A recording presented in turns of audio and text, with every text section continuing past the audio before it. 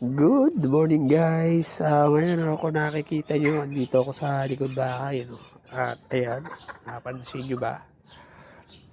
Biglang dumami yung tab ko. Bali ginawa natin, yung mga tab natin na naandun, inilipat natin dito.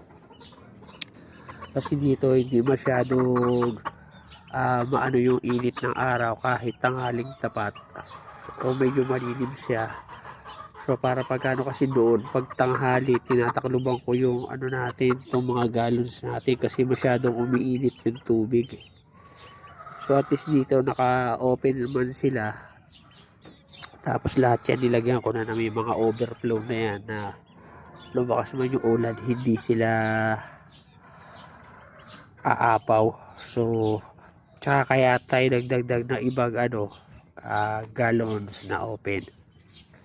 Just in case na merong dyan, ililipat natin yung fry at saka pagka water change tayo, diretso lipat na kaagad natin sila para yung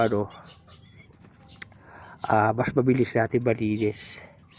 Tapos yung plano ko nga ay magdadagdag uli ako ng bagong strain ng gapi, at least kahit mga 4 na klase. So yun, mag-stay tayo na sa gapi.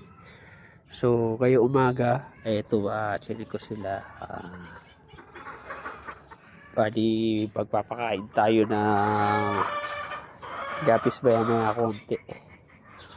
Pero ko muna, papalit ako muna ng tubig nitong aquarium ko na maliit.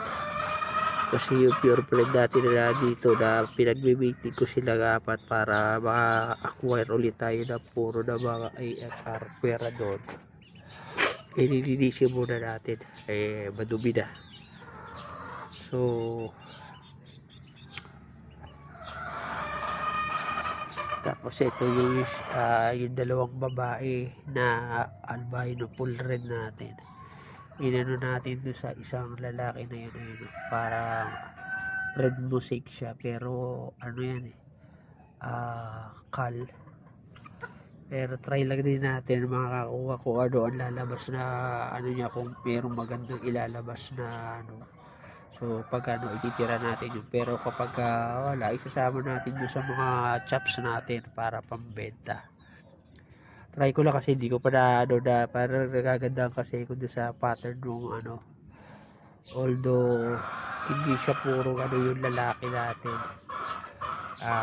Try lang natin, baka mag-improve siya once natin kasi puro yung babae natin na ayun nakikita niyo yung ng buntot niya. So tatry ko lang na sila.